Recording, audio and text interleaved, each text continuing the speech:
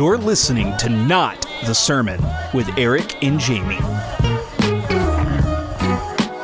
And welcome to 107.1 Kiss FM with your host, J-Mo. I don't know where the horn is. With your host, J-Mo and E-Rob, coming to you live this morning. The traffic is light, heading northeast on... Well, how come all people on the radio... You ever heard the traffic report? Yeah. It's like... When you're heading northeast on Park Boulevard, you'll see that there is a pileup. Police are on the way. They're the DJ rejects. Yeah. They all have sinus infections. But no, they don't have a nose. There's a group of noseless people doing this. Now, you said J-Mo and E-Rob, so I haven't had a nickname for you all this first season for Not the Sermon. You've called me J-Mo on and off, which I like. I'm cool with that. Yeah. But I don't have a nickname for you around the office. Sometimes I'll say, "Hey, Erica." Yeah, that's just demeaning, though. I don't think J-Mo is demeaning. Well, that's what. So I need a good nickname. I'm cool with E-Rob. Do you like E-Rob? It sounds like an '80s rapper. You can call me Muscle Destroyer. Muscle Destroyer. Yeah, because I get shredded. It needs to be somewhat true. Oh, well, okay. Okay. Hey, listener. You can call me Old Six Toes. I got Eric real good. A couple weeks ago, we were hosting the National Day of Prayer at our church. And Eric he volunteered to mix the live stream in our separate production room that's off of the sanctuary, but not accessible by the sanctuary. Yeah. And I had a role to play in the very beginning, but then I was done. And so I was just kind of making sure everything was going well during the rest of the program. And I thought, I'm going to mess with Eric. And so I flung the door open to the production room. It's just Eric by himself. Yeah. And in like a panic, I go, "Dude, what are you doing?" Yes. And Eric freaked out. Well, it was because only 7 minutes prior, I was told that I was mixing this live stream on a board I'd never messed before. I threw you to the wolves, man. And was also told that it was being streamed to the radio. Yes, it was. And I'm like, okay, so. And when I said, "What are you doing?" He goes, "Oh," and he put both of his hands up. Just like nothing. Like the police. I literally have done nothing in the past 4 minutes. His eyes were wide, like, "What did I do?" Yeah. And then you told me, I started laughing so hard. Yeah. Because it's hard to get Eric, and I completely got him. Well, it's because there are certain things that I take seriously. Actually, I want everybody to know that it's a very short list. People think that my serious persona is meant to cover up my unhinged persona. Yeah. But it's actually the opposite. Yeah. My funny unhinged persona is what I use to hide the perfectionist OCD on the inside. And so when I'm in a situation like that and I'm trying to be serious, and it was new, it was like, and I was like, holy cow, I am my memes that I'm watching right now are streaming somehow to the radio. That's what I thought. Gosh. You're like, I was concerned like my reels were going over. Yeah, I was like scrolling my phone and I'm like, okay, they just heard that, and I'm pretty sure there were a lot of curse words in that one. FTC fine. So that's how serious you were taking it. That you were on Instagram while you were mixing. But I mean, I had the mix going though. It sounded good. You did a good job. It was fun. I was like, I get it now. I get why people like it, and also it made me like, how do people make it sound bad? Because if you're into it, like if you're into what you're doing. Yeah. And you know what to like. You're like, oh, I don't hear the electric guitar. Let me turn it up a smidge. Dude. Well, 'cause pushing faders is like 10% of the battle. Yeah. I'm a good mixer, but it stresses me out. That's why I don't like. I remember running sound once. It was actually for a pageant, a local pageant here in town. I don't know how I got roped into it. It's probably my mom. Thanks, Mom. And I remember being like starting and stopping songs for people to sing to. I was so stressed out. Like my shoulders were just like completely tight. I couldn't sleep that night. It really stressed me. So thank you, Phoenix, for all that you do with sound mixing and stuff. Because man, it's intense. Do you get stressed out still? With music, not so much, but dude, those musicals that I've been doing the last year or two, those are like the most hardest thing I've ever done in my entire career. I bet. Those are so stressful. How many mics do you have going? Live mics do you have going at the same time? Like 40 different things going at different times. And every time somebody walks on stage, you got to pull their mic up. Every time they walk off the stage, you got to pull it down. Oh, that's for the play, yeah. Yeah, it's just nuts. Utter madness. So. Wow. Well, speaking of utter madness, I wanted to share with our listeners something. I started laughing so hard during staff meeting yesterday because we were talking about. Oh, yeah. We were talking about we want to put one of those Say it slowly. those locks on the office door that's a deadbolt with a code. Deadbolt with a code. Instead, though, what I said was a deadbolt with a cold. Yeah, deadbolt with a cold. And then we were like, And then we're like dead moat with a fold, like dead coat a la mode, boat joke with a mole. dead dolt with a bold. Yeah, we just kept going. we kept saying it, and it got to the point where everybody was like, "What are like?" Nothing made sense anymore. No, it was There like, is life real there was anymore? there was a break from Yes, reality because there was. everyone was like, "Moat cold with a bowl." We were like, that's all you could say. Everyone got involved. Even Tim got involved. Who usually, if you guys don't know Pastor Tim, he's our associate pastor. He's an older gentleman. Yeah. He's got a great sense of humor, but during staff meeting, he's trying to keep us on Yeah. track. He's the one that sits on the end of the table and just shakes his head Shakes at his us. head, yeah. Yeah. But he got involved too. Yeah. He was laughing about it, and we were all just I'm like, trying to think of some of the best ones, like the dead colt with a boat was pretty good. dead float with a gold. Yeah, dead float with a gold. We just kept saying it. Kept saying things over and over. You ever like? Yeah, there's certain words. Sometimes when I say people's name a lot, Yeah. it loses meaning. I'm Yeah. like, what's going on? Yeah, or if you know, like you see someone named Jennifer, and you're someone's like at the table named Jennifer, Yeah. and then you're like, wait a minute, is her name really Jennifer? Or Yeah. am I thinking of the Jennifer that's at the table? And then you're like, Jennifer. Why is that a name? Jennifer. That happens to me with the name Bobby. Bobby. For some reason, Bobby. Anytime Dang I it, think about Bobby. I'm like Bobby. Bobby. Bobby. Your name is Bobby, but you don't look like a Bobby. Bobby.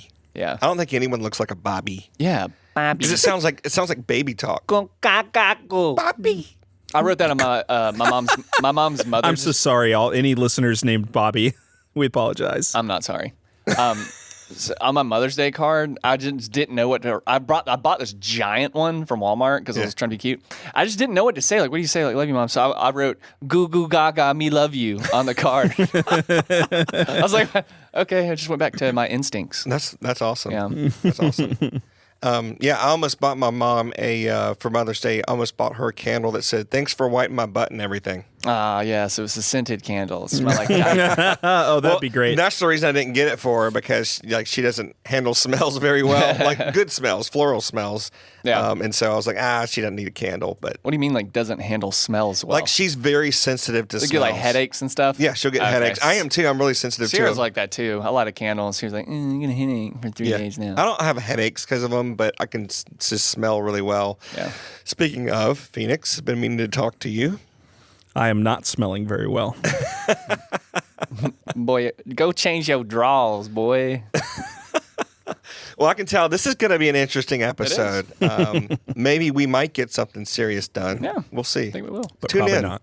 Tune in. Stay listening. We'll see what happens.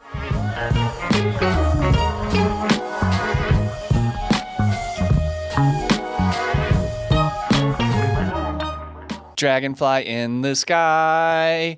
I can go twice as low. Just take a look. It's in Eric's book. The Eric's Edumakation. Eric's We can't do it anymore. It's copyright. You gotta, It's a parody. you gotta do the. It's like the doom doom doom doom doom doom doom. That whole Doom, doom, lawsuit. doom. Yeah, they had like a. We had 2 more beats in We ours. had an extra doom in there. Yeah. So we are doing. We haven't done this segment in been a little bit. while. It's Is that because you're no longer educated? I'm edumacated. I'm actually finally. Well, Eric's Edumakation, for those of you that don't know, Oh, thank you for explaining. is a segment where I take what I'm currently learning in school and give it to you guys for free without all the homework. And so, It's piracy. anyways, yeah. So I am finally taking a class that I enjoy. Oh, cool. Holy cow! For the first time in 3 years, I'm enjoying the reading. It's funny, you know what the It's about the red heifer and eschatology. Is that what it's about? Yes. So I'm taking a class. It's an intro to multicultural ministry. So it's talking about not only like me gusta. Yeah. I mean, you like, I guess. I don't know. ESPN Deportes, Izquierda. Burrito y taco. But it's not just about like multicultural ministry, like domestically, even though that's half of it, but it's also about like the gospel in different cultures and stuff like that. I gotta admit, I'm a little surprised that's a class. I mean, I don't know why. Is that a normal class that people would take? I mean, I guess for my degree field. Okay, and your degree field Which is- it's aeronautics. No, it's left-handed puppetry. Okay. Now, I'm actually makes sense. it's ministerial leadership with a major emphasis in discipleship ministry. So that's probably why it would be in there. So discipleship for like other cultures. But anyways, so it's the assignment for this week was literally read this whole book. And so this whole book is called the 3D Gospel. Okay. And was it a pop-up book? I wish it was. Dude, that'd be so cool. Wouldn't that be awesome? One day, it's like you buy this book for a class, and you're like, oh, it's a pop-up 3D book. Gospel, like, and like Jesus is like on the cross. He pops up. He raises up. Yeah. So, but anyway, the class is about or this particular segment that we're in is about like evangelizing or sharing the gospel in other cultures. Mm-hmm. And it starts off with basically explaining the 3 dimensions or the 3 cultural dimensions that are present in the world. And these are very broad generalizations, but essentially there are 3 dimensions of culture that we need to be aware of when we're sharing the gospel. And the first one is the guilt innocence culture, which is present mainly in America and in the West, like Europe. Just like a legal framework? So it's a legal framework for the gospel. And so we tend to emphasize, hey, you did something wrong. Right. You are guilty of it, and there needs to be some sort of a punishment or atonement made for that thing that you did. So it's that's the penal substitutionary atonement. Exactly. Idea. And that's kind of where that comes from. And that's how the West is shaped when it comes to the gospel. It's very individualistic. It's about me. It's like I'm guilty and I need atonement. And so Jesus is my Savior. He saves me. Yes. Right. Yeah, and it's not all bad. It's just, it's our culture, right? It's just how we view things. Well, you can definitely read that into Isaiah 53. Yeah, and there's, I mean, and the point of the book is that all 3 of these dimensions are present in the gospel, right? And so that's where we're at. We're in this guilt innocence thing. The second one is the honor shame culture, which is you see that a lot in the Middle East, in India, in Asia, and this is more communal, right? And so their big focus culturally is not individuals; it's about community. Yeah. So that's why you have elders. There's a lot of ancestor worship, right? Because people that are older than you are more important. They have more wisdom, and so you honor them. And also, like even things such as guilt and innocence aren't shaped around a particular crime. Guilt and innocence is really about have you brought shame or honor on your family, right? And so that's why when people get kicked out of families, right? We experienced this in India. We talked to a lot of students who became Christians, and because of that, they were kicked out of their family because they brought dishonor on their family. It's like Mulan. And so in the gospel speaks to that a lot too. I don't think I saw anybody like dressed up as a man. Actually, I did. I saw a man dressed up as a woman in India. Oh, that's right. Probably brought a lot of dishonor on the family. I'm just going to assume. But for 10 rupees. Yeah, but for 10 rupees, he won't show you something.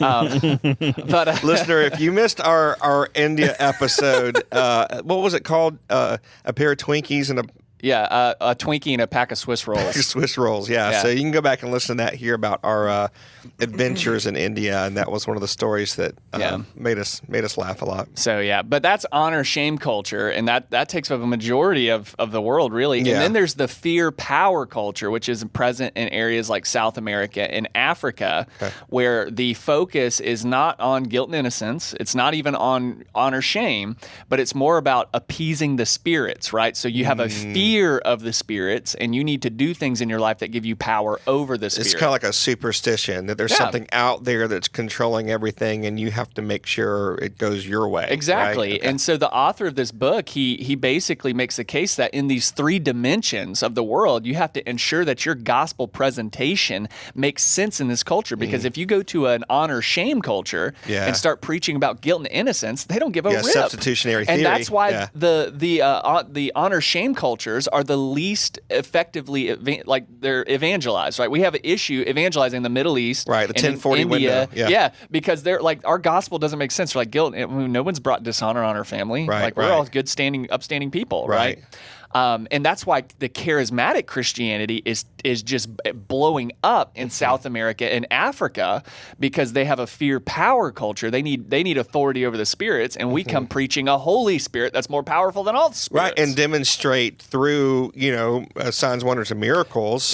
That God is powerful. He's Lord of Lords. He's King of Kings. And he's over any evil, malevolent force. And so it's funny because charismatics are like, oh man, our charismatic Christianity is growing faster than the Baptist. Well, and that is a good thing, but it's mainly just due to their culture too. Right. Like it's not because we're doing anything extra to evangelize. If we're honest with ourselves, like more other Protestant denominations are way better than charismatics at evangelize. They've been doing it a lot longer. But you know, it's interesting when I've been in South Asia and done like big evangelistic like crusades and stuff like that. The organizers that I work with, because I take, I don't just barrel in there and do what I want to. I'm like, okay, so what would be best, a best way to spread the gospel?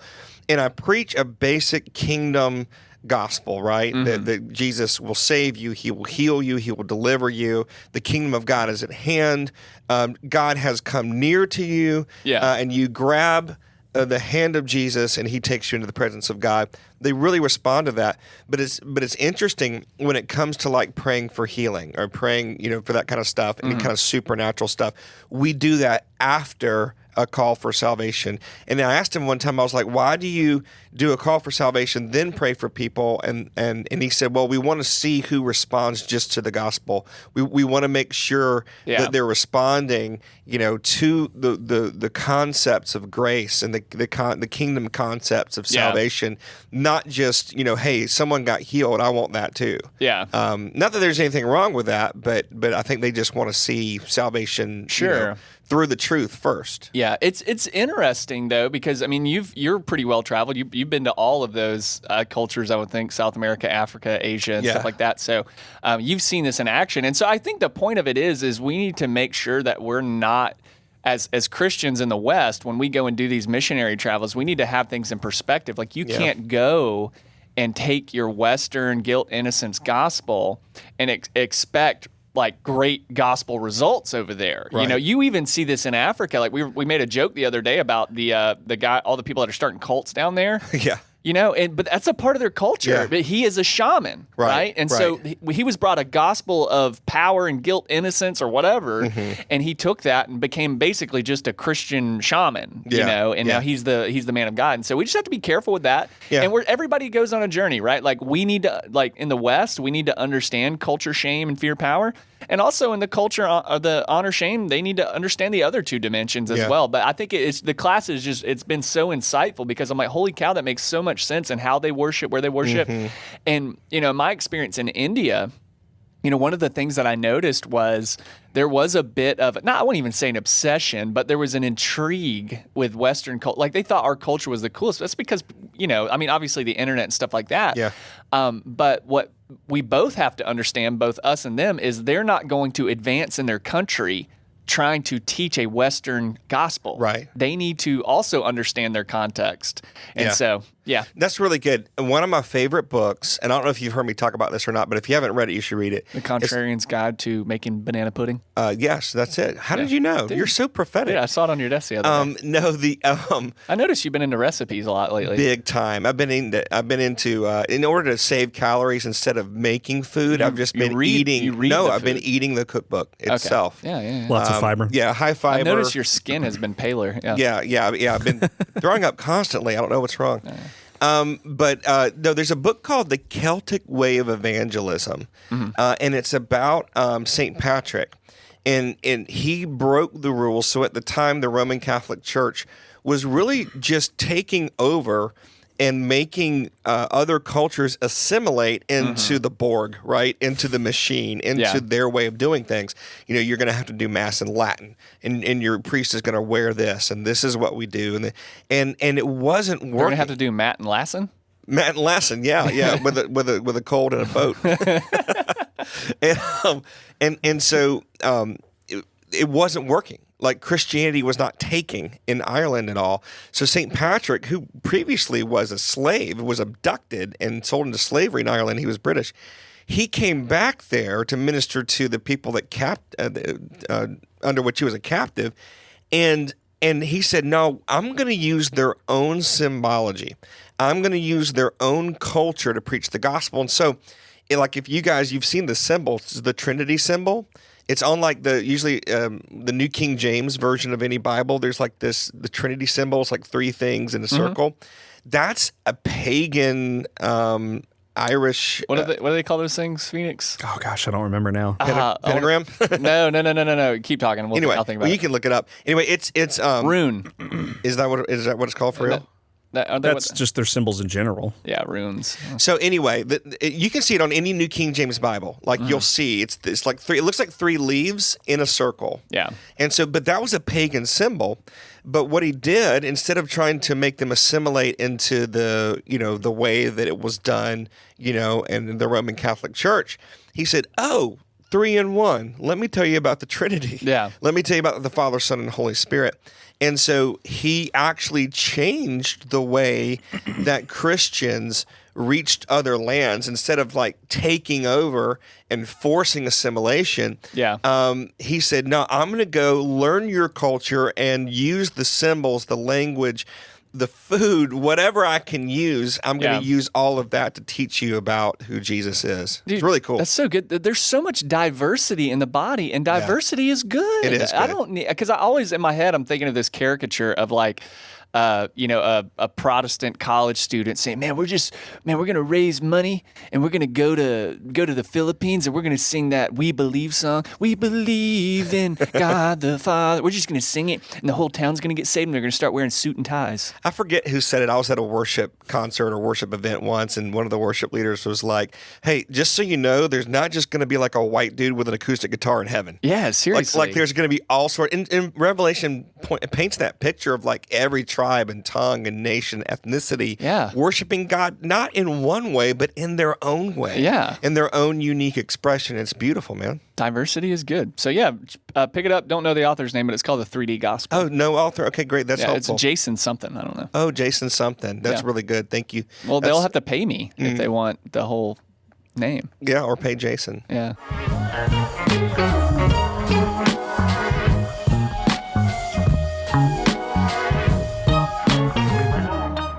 All right, guys. Whoa, that was a gulp. And Phoenix was I was drinking. trying to do it before we It's a hit big record. old drink. I don't know if it showed up or not, listener, but there was just a massive gulp going on by Phoenix. That's so weird, man. Thanks for doing that right into the microphone. You ever like drinking something? And Drinking? No one's ever drinking something because it's not a word. Hey, so if Drinkenstein. you are from the South, Jamie is attacking your culture right now. Drinking. But anyways, and you get too big of a gulp, and you're like, "Oh crap! I stretched out my esophagus." you're like, ooh, I'm a little worried. It's actually called esophagus. Esophagus.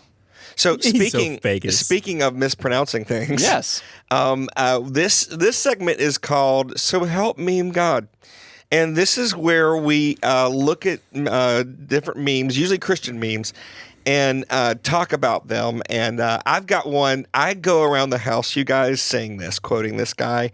It's a guy, he's reading Genesis. You'll hear it in a second. Genesis 1:1, and he has trouble with Genesis 1:1. So go ahead and play that. So before we get into this, okay. I want you guys to know that we send each other reels, right? Yeah. Like, probably on Instagram. And I'm like, "Hey, Jamie, send me your reel so I can play it through my phone." And he's like, "I texted you a URL." I didn't say URL. I said a link. I texted you a link. I sent you an URL. So he starts calling me a boomer. Yeah, I called you a boomx because I'm like, because you can't DM me. Is that too much now? You got to send me a W. It's on YouTube. What am I? He came out and he was like, that www stands for World Wide Web. Was there a link in the DM? No. Yeah, what? I don't know what you said. Like, did he send you an actual link, or No, did he he send you a post? He texted me a YouTube link. Okay, well, that's not a DM if he texted you. I know. That's what I'm saying. That's what he's saying. It's old. It's didn't boomer style. Okay, I'm sorry. I did He not mailed submit. he mailed me a letter He hand wrote the URL and mailed it to you. and sent it to me. All right, here we go. http://www. Okay, go ahead. So this is the mispronunciation. Genesis 1, verse 1.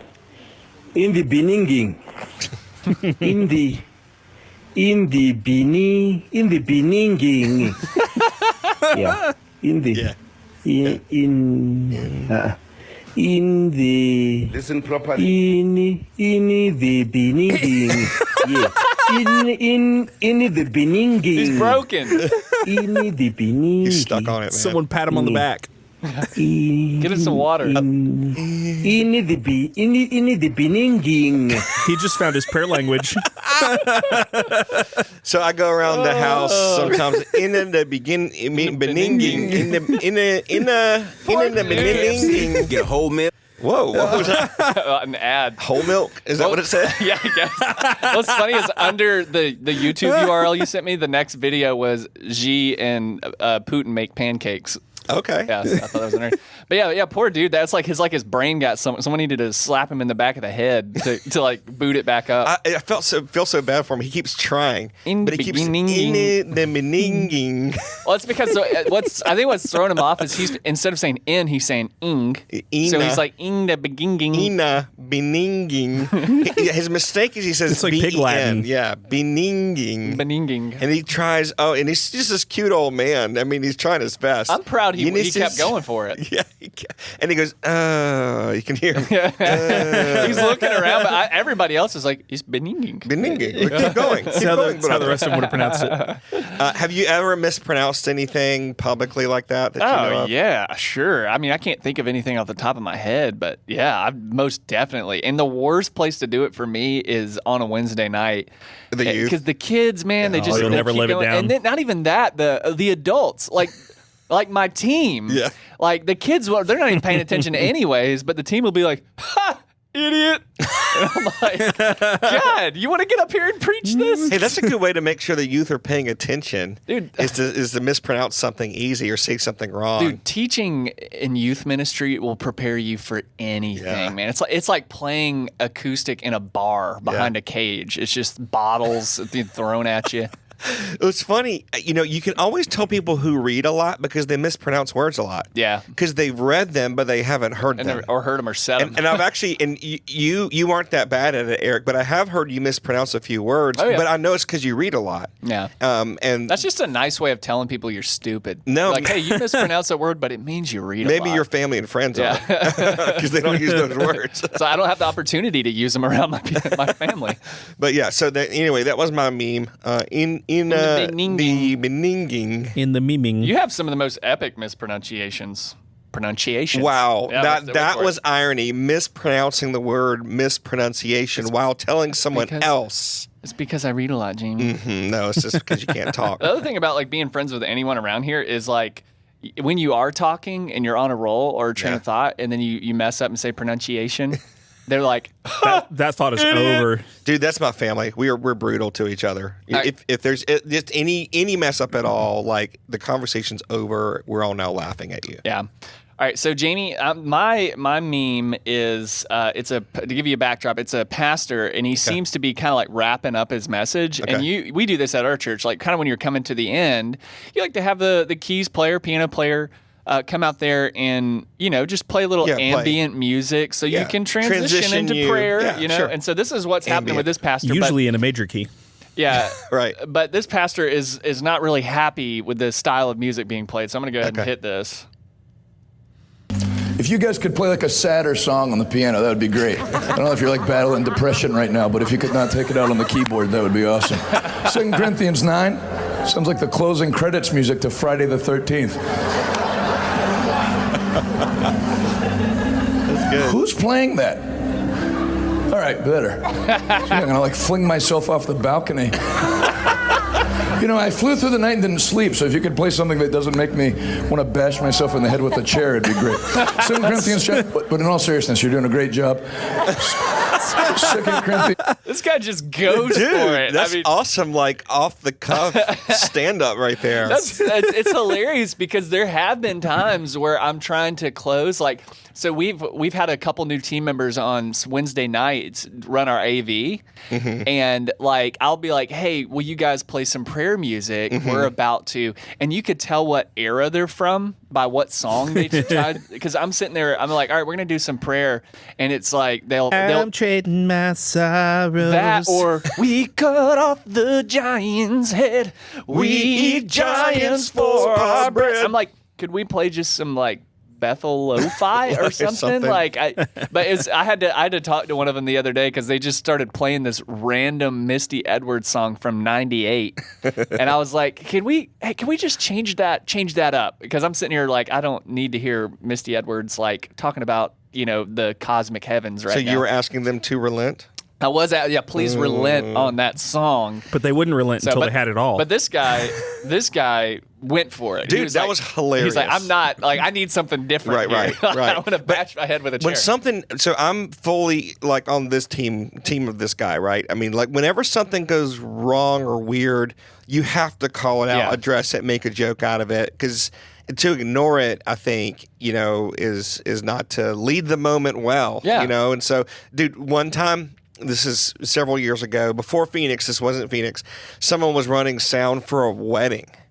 And I had told them, hey, just play some nice piano music. Yeah. And then I go in the back, and maybe I'm with the groom or whatever. I come back out. Dude, it literally sounded like horror movie music. It was like,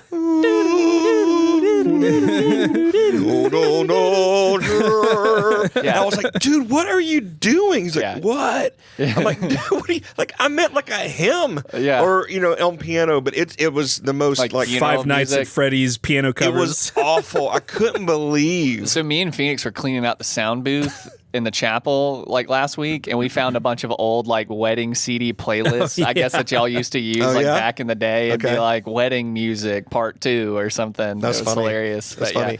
You have to. Though, I like what you said on like in the moment, because this is what the side of like a worship service that a lot of people, probably a lot of our listeners, don't see. There's a lot going on internally, especially as even when you're preaching, you're hoping the transition goes well. You're hoping nobody says anything dumb. And it really is a sign of confidence when something is going awry for you to say, hey, just riff on it. Yeah, just riff on it a little bit. So. Yeah, that's great. I once heard when I was a kid, I remember hearing the lady started playing the piano at the end of the service. The transition out of the sermon. And I thought it sounded oddly familiar to me. I couldn't place it. And it was the theme song for The Incredible Hulk. Y'all remember the old, y'all are probably too young, but like Lou Ferrigno was the Hulk. He was just painted green though. And it had this pretty doom doo doo doo. Beautiful music. Yeah. And she was just playing that as the closing song. That's hilarious. I've got a worship leader friend that accidentally did I Can Show You the World, like Aladdin. I can show you the world. Yeah, dude, worship fails are hilarious on Instagram. I saw this one guy, he like basically changed tempos. He was doing Great Are You Lord, but he accidentally went into a 4/4. Oh yeah, that's instead tough. of 6/8 or whatever it's in. And it was just because he was like, all the earth will shout your. He was staying in beat, it but wouldn't fit. It wouldn't fit into the. He had to like shorten and lengthen stuff because it wouldn't fit in the 4/4. That's hilarious. Yeah, that's great. That's cool. Good stuff. Good memes. And hey, listener, if you ever come across a funny meme, you could send it to our Not the Sermon. We're at Not the Sermon on Instagram. Yeah, don't email us because Eric's supposed to be checking the email account. Check them. Write the URL out and mail it to us. Let's do a live check right now. Live check. Because like you literally just forwarded something someone sent to us like 8 weeks ago. Okay, looking at it and nothing since April 17th. Come on. Wow, thank you, listeners. Where are you, sermonauts? Wow, email us. Where's our funny songs? Hey, where's our criticisms? Pull off the side of the road right now. Right now, do it. Put on your blinker. Pull off on the side of the road. Don't even do it while you're driving. And cry. Yeah, just voice text it. And just cry. Say, hey Siri, email notthesermon@gmail.com. And then just give us an email. Hey Siri, email not the sermon.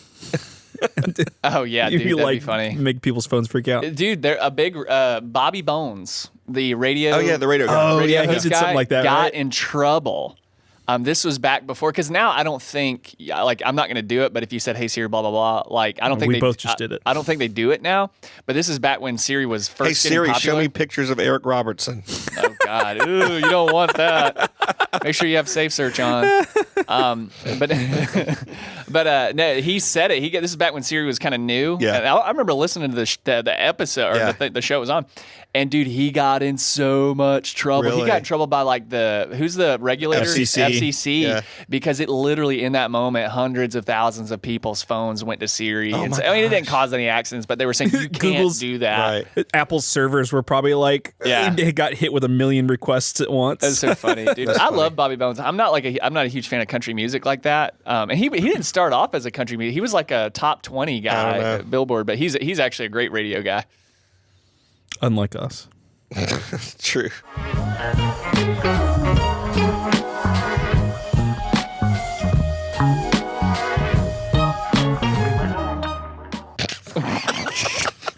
Now I don't know how to start the segments. Listener, the reason we started laughing Laughing, you idiot! What an idiot! Look at this guy. You must read a lot. In the beninging. In the beninging, I was laughing. This guy reads. This guy's an idiot. God, hate myself. Makes me want to, dude. Anytime you talk, I want to bang my head against a wall. So we looked at each other. Eric hit the button to go live, and then we looked at each other like who says what. Yeah. So, and then Phoenix gulped again right before Eric went live. And we just got done criticizing each other for not ending segment wells because we'll say something and be like, Not ending segment wells. "Oh, freaking idiot! I'm an idiot."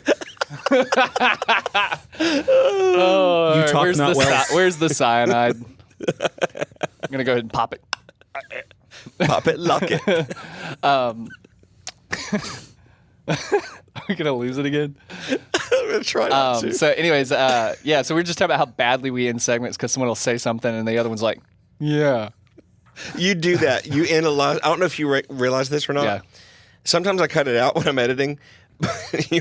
Dude, if you don't keep hitting that lamp, Look, they're not here. There's a lamp next to Phoenix. They are not here. He's shaking it to death. There's a lamp right next to Phoenix the whole episode. He's been just messing with it, guys, like moving it. Things will be better season 2. I think we're getting pretty I'm done. moving out of state. Yeah, I think Phoenix is done, guys. Hopefully he'll be back second season. Yeah. We'll see. So moving into the segment, this segment is we're going to do a little Pester the Pastor, where I pester Jamie with a question. And this is a question I had just from, being in a church. This is genuinely a question that I asked him off air, and he's like, "You should just ask that on air," because conflict is inevitable. Mm-hmm. And I am really good, I feel, at navigating conflict when I have time and I have perspective, which I think that's a good skill to have. I'm not knocking myself for that. Like if I know that there's a problem and I have time to think about how to address it, I do pretty good. Mm-hmm. One of the things that I noticed with you though, except at staff meeting when you're screaming at us. Yeah, I do that. Is that you're really good at addressing conflict in the moment. So if I have time, I'm great. But I've noticed that if someone just abruptly says something that just wasn't appropriate for the situation or would cause further conflict, you're pretty good at being neutral and saying, "Hey, did you just notice that you said that and that made the situation do this? Have you, and you're just good." Me, when something happens in the moment, I get anxious. You tend to shut down. I get immediately anxious, and I'm or angry for no reason. And the thing is, I'm pretty self-aware, so I know, okay, I'm angry. This is not a good time to respond. So I haven't had any moments where I've lashed out because of it. But I just wanted to ask you, how have you learned to manage conflict so well in the moment? And this would be good for our listeners because you guys, you're working a job, you're probably married. So conflict happens for you all the time and maybe you don't navigate it well. So what are some pro tips on how to, get through immediate conflict? Gosh. Well, first of all, there are a couple of verses I think that would guide this. There's a great verse. I believe it's Romans 12:18. It says, if possible, as much as depends on you, live at peace with all people. And which tells me sometimes it's not possible, right? It says if possible. Sometimes it's not possible. As much as depends on you. You can't control anyone else's reaction. You can't control what anyone else thinks. All you can do is share what you think or feel in the moment and listen to what they think or feel. Yeah. But the instruction there by Paul is live at peace with all people if it's possible and as much as it depends on you. So I think going into conflict, realizing, hey, I'm going to try to do what I've been asked by the Lord to do. I'm not going to try to control anyone's feelings. I'm not going to try to manipulate the outcome. I'm just going to talk and hear. Then that's the other thing is we've got Scripture says, and this is in the book of James, and be slow to speak and quick to listen. And I think we've all heard it said before that most people listen to respond, not to understand. And I've been guilty of that as well, right? But I found the more I understand someone else's perspective, the more we can, agree on something. And come to a resolution of conflict, which is another thing. The more Scripture also says, agree with your adversary quickly. And so you find common ground with someone. You say, okay, what do we agree on? And where did we divulge? Where did we go down different paths when it came to this conflict? And so helping someone realize, hey, because this is what I found. It's true in politics. It's true usually in marriages. It's true in a context like ours where we're all in ministry. Drive-through interactions. Drive-through as well. We usually agree on the problems. We just disagree on the solutions. Mm-hmm. Like if you think about that, like even in politics, if you ask someone, is it okay for another race to hate another race? Everyone's going to be like, no, that's not okay. Okay, well then how do we solve that? Well, that's where we have political issues, right? That's where it's the solution where we disagree. It's usually not the problem. And so hearing the other person, figuring out why they feel what they feel, why they said what they said. Do they even mean what they said? Mm-hmm. I mean, how many times do we say things we don't really mean? And so because of this, Jesus actually has some really good advice in Matthew 18. It's his verse 15. It says, if your brother sins against you, go and tell him his fault between you and him alone. I mean, and then pour sugar in his gas tank. Right. And then go post about it on social media, right? Some people... That's the next step. Right. But that's what we do, right? And all joking aside, we try to get people on our side. Can you believe what so-and-so said to me? It's because we're trying to tear them down instead of build them up. Right. And we're trying to tear them down because that's the righteousness of the Pharisees. The righteousness of the Pharisees is to make yourself look good by tearing others down. Mm-hmm. It's to say, hey, remember the Pharisees praying? He goes, Lord, I thank you I'm not like that Gentile dog. I'm not like that woman, right? And it was awful. All of his righteousness was tied up in who he wasn't, not who he was. Yeah. And so everyone's tempted to do that. Everyone's tempted to make themselves feel better by comparing themselves to someone else. And so godly confrontation, though, requires that I go to you in private, not in public, not bringing anyone else in, not shopping for opinions from 18 people before I talk. Do you think this was wrong when they said this? I mean, that's, you're just looking to justify yourself. And you should be wearing a shirt during those interactions. Yeah, hopefully. So going to the person in humility. I was dealing with a conflict once and once. Well, in one particular time. and this guy, for whatever reason, he just ticked at me, man. Everything I said he didn't like. Mm-hmm. And he would comment publicly on social media or say things. And I was I'm not ready to talk about our interaction publicly, Jamie. Yeah, this is definitely public. And so I was praying about our interaction with the guy, and I was going to meet with him. And I was praying, and honestly, I was kind of ready to kind of give him the business. Give him the business? Give him the business. Like give him a hard time and stuff. And I heard the Holy Spirit say, your authority is only as good as your humility. Ooh. And that's so, good. and is God Stephen Furtick? Yeah. And God has a chiseled jawline and a skin fade too. That jaw. And so, I went to the guy, humbled myself, said, hey, look, what have I done? Is there anything I can do? And it ended up being a good meeting, but so I think those are realizing that I'm not trying to I can't solve all the world's problems. Some people I'm just not going to get along with. Mm-hmm. Sometimes I'm going to make a mistake and say the wrong thing, and then I need to apologize. Yeah. But being quick to listen, slow to speak, being willing to put in the effort, doing what Jesus says, which is go to the person first, then take one or two more, then go to the church if it's even beyond that. So anyway, I've talked a lot, so I'm going to stop. But that's kind of you have. That's kind of my thoughts on how to resolve conflict. That's really good. I've read something recently, like when you're having poor interactions with someone, or maybe someone is acting a certain way towards you, and your initial thought is like, how could they say that? Mm-hmm. And the question should be, why would they say that? Right. Because how could they say that is like, it's aggressive. It's like, how could they say something like that? It's incredulous. But when you ask why would they, you're digging a little bit deeper. That's good. So at what point in this person's life what have they gone through? What are they going through that would make them think this particular way? Right. And that's helped me out a lot because sometimes you have conflicting personalities, man. And I have a weird personality anyways. I'm like, so I conflict with a lot of different people. And so that helps me to kind of think like, well, why would they say that? Well, it's because, Eric, you're being a butthole right now. Well, and I've heard someone say, a pastor said once, if you find yourself thinking or hear yourself saying, I don't know why those people do that, then you're the one with the problem. What do you mean, those people? Well, yeah, exactly. Those people like that. I don't know why those people do that, whether it's like another political party or someone in your church or someone in your family. I don't know why they do that. Well, you're the one with the problem because you're the one who doesn't know why. They know why they do it. Yeah. And so you have to take it upon yourself to figure out, and this is the quick to listen part, to figure out, okay, what is the reason behind what was said? Why are they reacting poorly in this moment?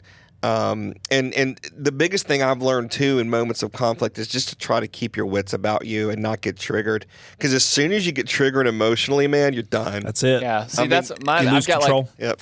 yeah, dude. I get triggered easily though. Is my Triggered. Yeah, like I mean, again, I've never like acted. I'm really self-aware, Yeah. so I know when I'm triggered, and I'm really good at like walking away. And that's Yeah. why I say I'm good at conflict from when I have time. Yeah. But it's those in the moments where someone I get easily triggered. I don't understand why that is. It could just be the drugs. I'm not sure, but yeah, that's who I am, I guess. And it's a druggie. Yes, it's a personality trait that I have to navigate. So. Yeah. Phoenix just moved the lamp. Okay, let's practice this. Phoenix, it's time for some godly confrontation, my brother. Yeah, man. Why do you suck? I've noticed you keep moving the lamp back and forth this entire recording, and it's distracting. Would you be willing to stop moving the lamp so that I'm not as distracted? What do you think? No. I just fixed it. See, the problem is it was loose, so it was wobbly. Still loose on the top. Thank you, IKEA. And you're You're still loose on the top. and you're still moving it. So now Is that better? He's changed the bulb to shine right in my face. And that's awesome. Here, actually, I can get both of y'all at the same time, I think. Okay, no, this is going well. This is good. I'm listening to you. I'm listening to why. So, Phoenix, do you think there's a reason why you're doing this in this moment? Because I'm the chaotic neutral. The chaotic neutral. What does that make you, Eric?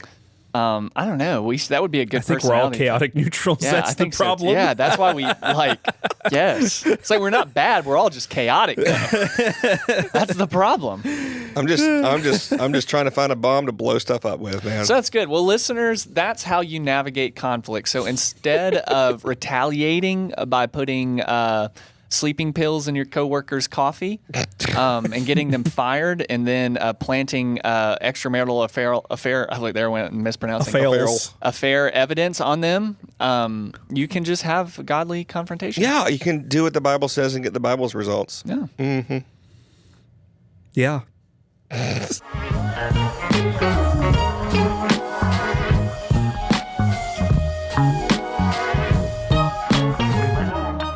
All right, guys. Hey, thank you for listening to episode 29. On NPR. We pray that it's been a blessing to you. We pray that you had a couple hearty har-hars and a couple of praise the Lords, all mixed in together. Comedy and theology. I hope you've had a couple. My leg! Just a couple of those. Yeah. And You only get two of those. the good news is Phoenix has finally stopped moving the lamp, so the confrontation worked. Yep. Yeah, So, yeah. well, All right, guys. Well, thanks for thanks for listening to not the sermon.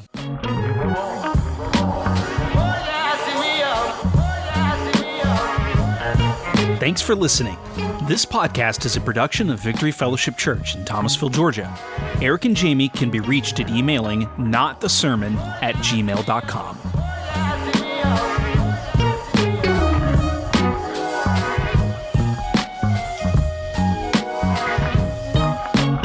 Father to the fatherless, defender of the little kids, gracious and compassionate, wasn't, isn't, always been. Father to the fatherless.